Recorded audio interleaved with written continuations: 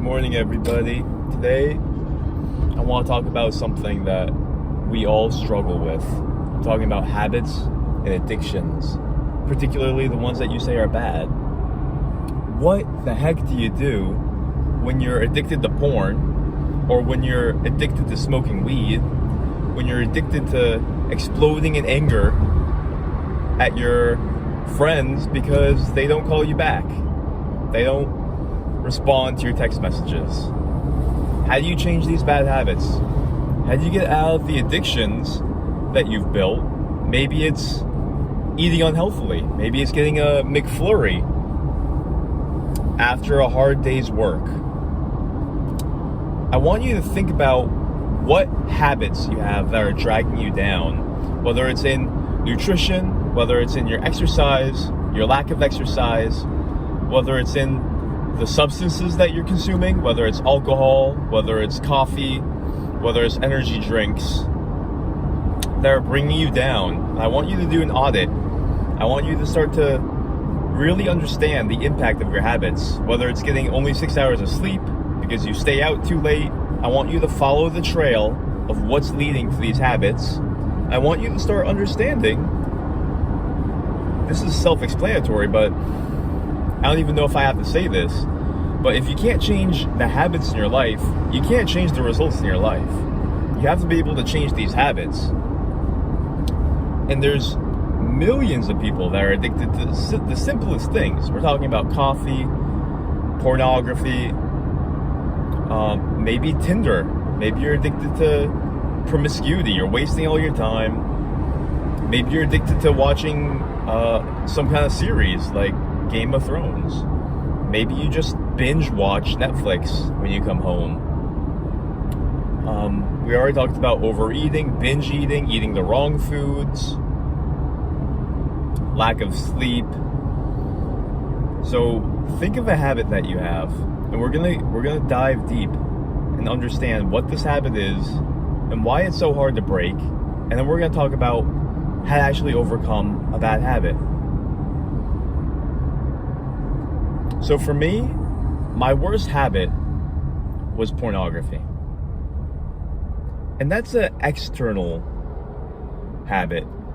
And thinking a little bit deeper even, I want you to think about your mental habits. Your mental habits are just as real as your physical habits. So if you have a mental habit of worrying, that's just as bad as having a physical habit of smoking to get rid of that worry. You see, our emotions are what are driving us anyways. And so you have to get a little bit more introspective. The inside is driving the outside habits. So get a little bit more introspective and ask yourself why you're resorting to this external substance or activity, and what you would need on the inside to not need that external substance. For example, let's say you're overstressed and you come home from a long day's work and all you want to do is get some rest at the end of the day. So you watch some porn, you jack off, and then it gives you that lethargy that you're looking for, that release, that stress release, that dopamine, and you've been looking forward to it all day long. It was like your reward, and that's why you did it. It has a purpose. Every habit has a purpose. You're trying to get some kind of value or benefit from the habit. And guess what? It's giving it to you, but at a large price. It's a deal with the devil, a bad habit. That's the definition. It gives you what you need in the moment, but it slashes your wrist as it's leaving. Maybe you don't even notice it. Maybe you don't even notice the negative effects right away. But they're there. And most people know that they're there. Some people are in denial. Like, they'll deny that porn has any negative consequences on their brain or their physical vitality, their mental agility. Some people will deny that, but it's just a matter of time until it catches up with them. And you know what? Hopefully you won't keep on denying it your whole life, because that's very pathetic. That's like somebody smoking cigarettes their whole life and they keep on defending it as if it's a natural plant.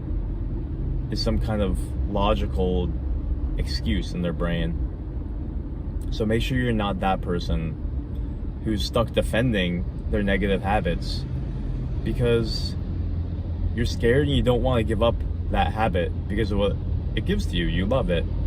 The truth is, there's something better out there that can give you the same benefit without the negative consequence. It's harder to implement. It's not this easy pill that you just take. You have to unravel your psyche. You have to unravel a lot of complex things that you don't know how to understand yet. You don't understand how to unravel it because it's your psyche. And you're very complex, which is why you don't know how to do it, which is why you go for the easy route. And you know what? There's no judgment or condemnation. It actually makes sense. People have to cope. People have to survive. And so it makes sense. We haven't been taught how to mentally let go of trauma. We haven't been taught how to self-soothe or cope in healthy ways. And so when pain comes our way, naturally we go for what we understand. And we have to change that. We have to teach each other in society about the mechanics of the psyche, trauma, and how to deal with these negative emotions. Life can get hard, and that's why people go to alcohol. Sadness, sorrow, heartbreak. And then it creates this negative spiral where now you don't have energy because you have all these negative emotions which are sapping your energy, but you still have to perform, you still have to go to work. And so what do? You have to take performance enhancing drugs, caffeine, energy drinks. You have to pump yourself back up, but it's artificial and it's sad. It's sad that we have to do this. Ideally, you'd have some kind of safety net, support team, a family, where if you go through some kind of heartbreak or difficulty, your family will be there to give you the love and support. But that's not always there in society. Families are broken, families are dysfunctional. I grew up in a dysfunctional family. Everybody was in coping all the time. Nobody was smart enough, sophisticated enough to understand how to look out for each other. We didn't have that family structure. It was very superficial. And so when pain comes, when confusion comes, when loneliness comes, we don't know how to deal with it. And so we go to pornography, and we go to binge eating, and we go to the Netflix, and we go to video games. Realize, number one, the reason you go to these bad habits is because you're craving something. You feel unfulfilled, whether it's coping or whether it's you just crave pleasure. You have an emotion that's running it, and you have to understand that emotion, where it's coming from, and how to satisfy it in a healthy way. Let's say you don't understand how to get a girlfriend, and so you feel this biological sex urge. You want to have sex. Maybe that's why you're watching porn. You feel unfulfilled, and that emotion keeps on coming up, controlling you. And then that's why it's so hard for you to get away from porn. So how do you fulfill that? You see, it's more complicated to learn how to attract a partner and how to engage socially than it is to just go watch Pornhub. So it makes sense why you're doing it. So a lot of the time, you're not going to have this quick fix where I'm just going to tell you 3 quick tips to solving any addiction. Not going to happen.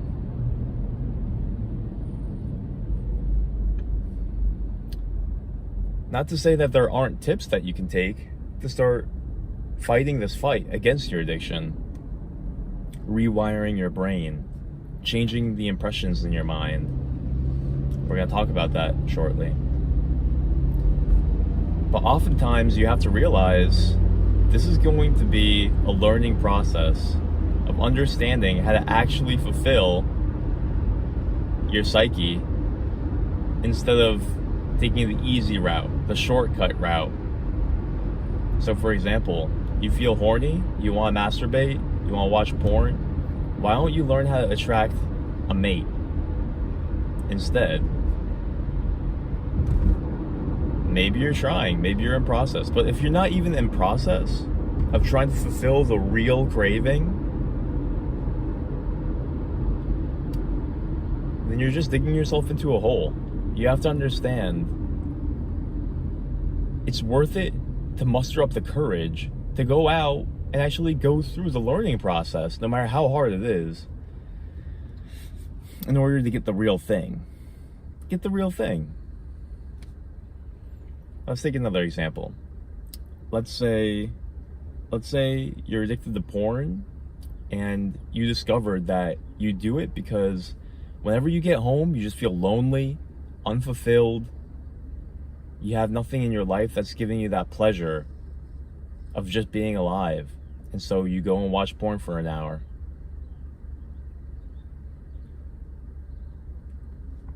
Well, guess what? If you actually had a fulfilling life, if you were actually on your purpose and your passion, if you had this goal in front of you, if you knew who you wanted to be and what you wanted to create, and it was motivating you, this powerful vision inside you, you would have that fulfillment. You wouldn't have that emotional emptiness. You wouldn't need the pornography. So what I'm saying is figure out how to get the real thing instead of just faking yourself. You're lying to yourself. You're filling yourself with fluff and wondering why it's not filling you. You're eating styrofoam and wondering why your life isn't fulfilled. That's what these addictions are. They make you feel full for a second, and then you realize, oh my God, I just betrayed myself. I just hurt myself in some way by selling out. You can end that now. You have to make a decision to change. You can change. And it's a journey. I'm not saying that you'll be perfect. I'm not saying it'll be easy. You're gonna have to fight against these impressions, these tendencies, these temptations, these habits that you've built. You're gonna have to fight. And it might be harder than fighting a tiger. Your own mind, you have to understand, is a beast. It's the most powerful creature on this planet, the human mind. Think about it. Look at everything in the world the human mind has done. We've dominated the entire world. We're capable of destroying the planet. The human mind is a beast. It's not the human body. The human body is very weak. It's laughable. Compared to tigers, bears, it's the human mind. And don't underestimate how crazy the human mind can be. How bestial, how cruel, how mysterious it is. That's your opponent. If you've gotten to the point where your mind is your biggest enemy, you have to understand that's your opponent. You're fighting a beast. You need to be smart. You have to understand the mechanics of your mind. You have to understand how to tame your own mind. Your mind will try to convince you not to tame it. Your mind will try to convince you to give up. These tendencies, it's like they have a mind of their own. And to tame them, they're not going to like it. You will have to fight. You will have to fight very hard to overcome these tendencies of lust, laziness, sadness, unfulfillment, anxiety, worry, anger. These beasts in your mind are the real beasts of this world. They're the real dragons. You're gonna have to be brave. But you know what? You have weapons. You have stories that will inspire you and encourage you. You have the knowledge that will be a weapon to you to give you leverage over these beasts. It's very possible. Do you know how much potential you have with the libraries of the world at your fingertips, with the internet nowadays, with YouTube, with stories of people who have conquered all of these addictions? I don't care what addiction you have. Pornography, even if you're into very strange stuff, even if you're doing it multiple times a day at work, it doesn't matter how deep you are in it. There are people who have gotten out. I was so deep in this, and I struggled against it for years. But you can understand, and you can transcend, and you can master these demons. It starts with believing that you can, though, because they're whispering in your ear that you can, or it's not worth it, or it's not really that bad what I'm doing. Not realizing that you're throwing seeds of this bad habit into the ground that are going to germinate in 5-10 years, and you're going to be living in hell.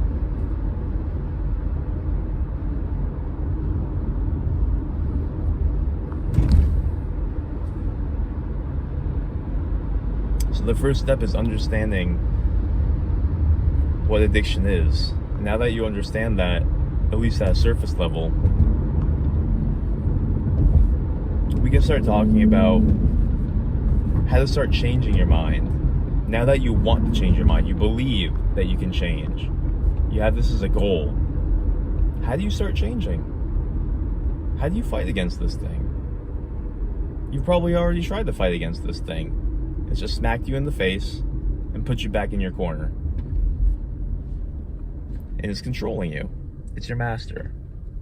Maybe it smacked you in the face, you're back in your corner, but you're lying to yourself and you're saying, no, I'm not addicted. I'm not addicted. Yet you keep on doing that thing all the time, and you're just saying to yourself, no, I can stop whenever I wanted. Even though when you tried to stop before, you couldn't do it. And then you lied to yourself, I'm not trying to stop. No, this isn't that big of a deal. No big deal. I forgive myself. No big deal. You see, your mind and your ego is so deceptive.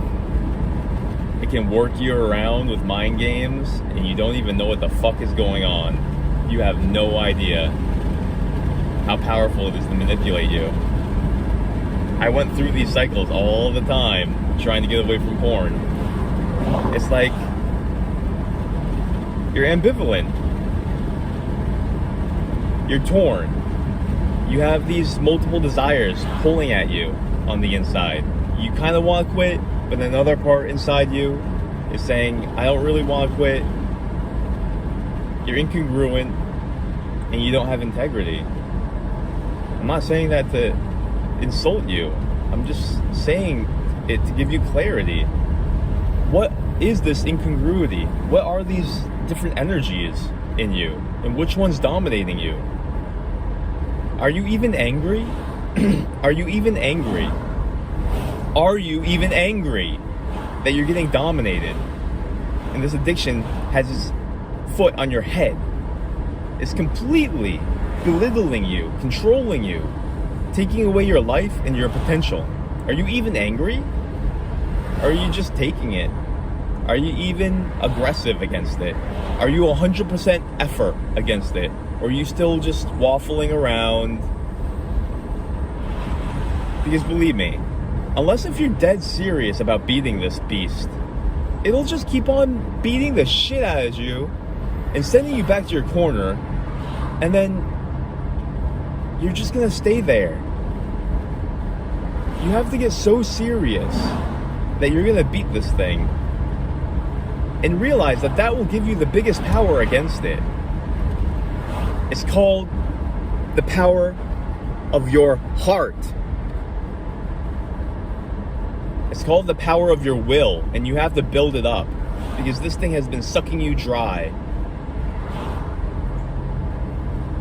It's been making you think that you're weak. It's been taking away your own pride, your own confidence in yourself.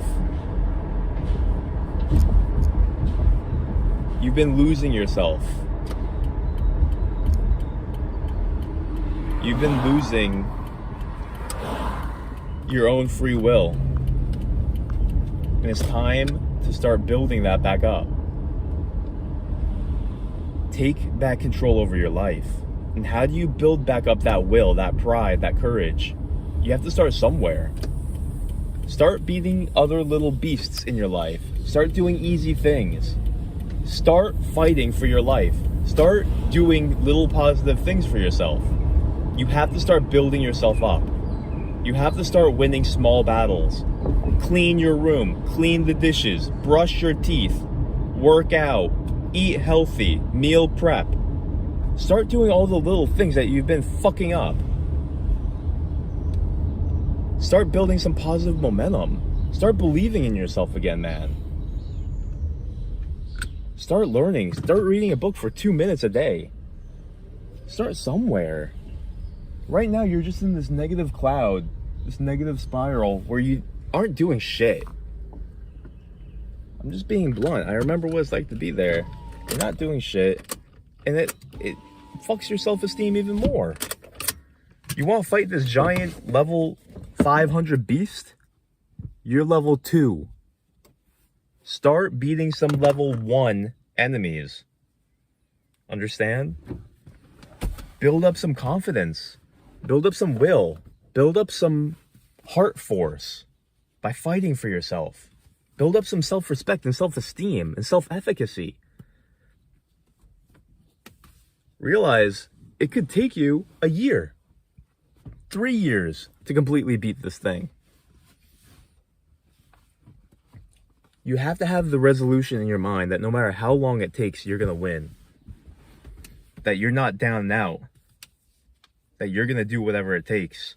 You're going to find a support group. You're going to study and learn. You're going to study your opponent like it's a boxing match. And you're going to prepare. And you're going to do everything. Listen, everything in your disposal to fight this motherfucker. That's the first step. That's step number 1. I'm at work. That's the end of this first video. This is going to be a new series, Breaking the Habits. This is part 1. Remember, you can win. Stay tuned.